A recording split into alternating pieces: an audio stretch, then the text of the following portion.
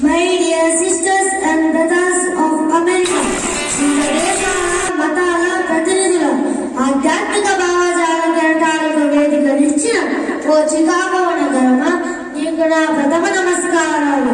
సర్వ మతాలకు సకల ధర్మాలకు తల్లి అనగా నా సనాతన హైందవ ధర్మం పేరిట నీకు నా అభినందనలు, అభివందనాలు. నా దేశం పవిత్ర భూమి, పుణ్యభూమి, కర్మభూమి, ధర్మభూమి, భారత భూమి. ఓ పక్క పరమదస్తులు మా ఆలయాలను కళ్ళగలుతూ ఉంటే ఓ చేతితో శమించి మరో చేతితో అక్కను చేర్చుకున్న సహనశీల దేశం నాది అని తెలియజేయడానికి గర్విస్తున్నాను.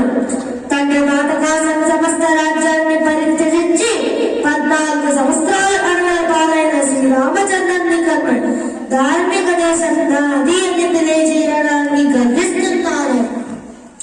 సత్యవాకును ఒకట్టుబడి కాటు కాపరిగా మారిన పశ్చాత్తాపాంచంద్రుడు చక్రవర్తి అయిన సత్య హరిశ్చంద్రుని కన్నా ధార్మిక దేశం నాది అని తెలియజేయడానికి గర్విస్తున్నాను.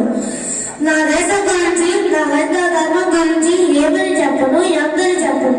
యోగవాది, ధ్యానవాది, చదరంగవాది, నేడు మార్షల్ ఆర్ట్స్ అనబడే యుద్ధకల్లో మారి ప్రపంచానికి సన్నాన్ని అందించి నవశకానికి నాటి పలికిన ఘనత కూడా మారి ప్రపంచంలో మొదటిసారిగా 20 శతాబ్దాలకు పూర్వమే మొత్తం శస్త్రచికిత్స చేసిన సుశ్రుతుడు మావాడు. ఫ్రైడ్ బ్రదర్స్ కంటే పూర్వమే పుష్ప విమానాన్ని ప్రతిపాదించిన భరద్వాజ మహర్షి మావాడు. ఐజాక్ న్యూటన్ కంటే పూర్వమే గురుత్వాకర్షణ శక్తి సిద్ధాంతాన్ని ప్రతిపాదించిన బ్రహ్మగుప్తుడు మావాడు. సూర్యుడు తిరగట్లేదని, భూమే సూర్యుడు చుట్టూ తిరుగుతుందని ముందుగా ప్రతిపాదించిన ఆర్యభట్ట మావాడు. జ్యోతిష్యం రచించిన వరాహ వీరుడు, అర్థశాస్త్రాన్ని రచించిన చాణక్యుడు. ఇలా చెప్పాలంటే మాకు ఉన్నది చరిత్ర, దానికి ఉన్నది ఎంతో ఘనత. కాకపోతే మీరు సైంటిస్టులు అన్నాను, మేము ఋషులు అన్నాం. అందుకే మా ధ్యానం పురాతనం, మా ధర్మం సనాతనం.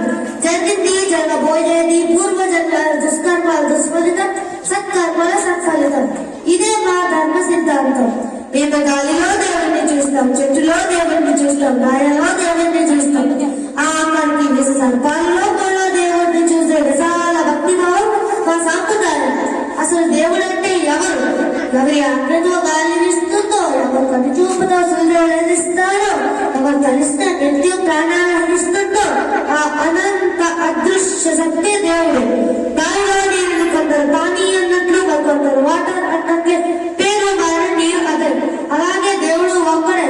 మార్గాలే వేరు, మతాలే వేరు. అసలు మతం అంటేనే మానవత్వం.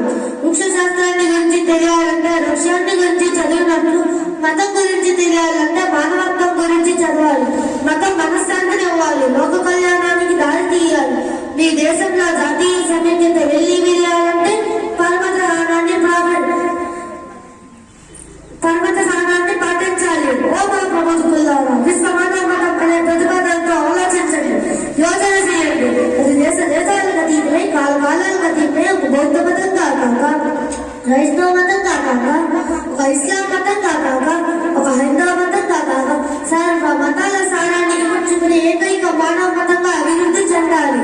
సర్వ మానవ స్వాభావిత్వానికి శ్రీకారం పలకాలి. అప్పుడు నెలకొంటుంది ప్రపంచ శాంతి, ప్రజల